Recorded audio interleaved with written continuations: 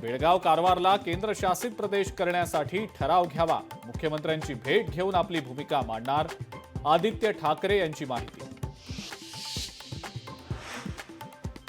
बेळगावातल्या महाराष्ट्र एकीकरण समितीच्या महामेळाव्यावर कर्नाटक सरकारची बंदी, ठाकरे आणि ठाकरे सेनेच्या नेत्यांना महाराष्ट्र कर्नाटक सीमेवरच अडवलं।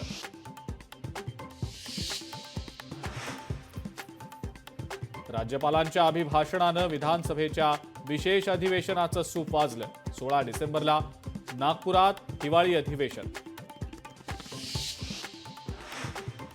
विरोधी पक्षनेते पदाच्या संदर्भात अध्यक्ष अभ्यास करतील, तर विरोधी पक्षाचं मूल्यमापन संख्येनं करणार नाही, मुख्यमंत्री देवेंद्र फडणवीस यांची भूमिका। लाडक्या बहिणींनी आम्हाला पुन्हा सत्तेत बसवलं, विधानसभेत अजित पवारांचा विरोधकांना टोला। लाडकी बहीण योजनेअंतर्गत अर्जांची छाननी लोकांच्या तक्रारी आल्यानंतरच होणार, आदिती तटकरेंनी संभ्रम संपवला।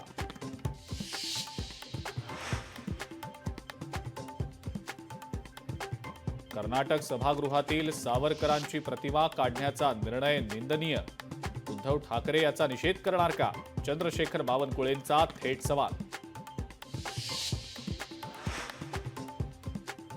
अमरावतीमध्ये बहिरमच्या यात्रेत फक्त हिंदूंची दुकानं असावीत, हिंदुत्ववादी संघटनेची प्रशासनाकडे मागणी।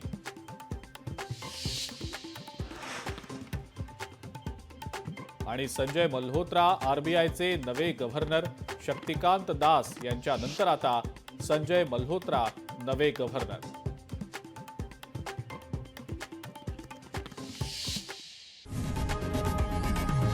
लोकशाही मराठी ऐका, पहा, जागरूक रहा।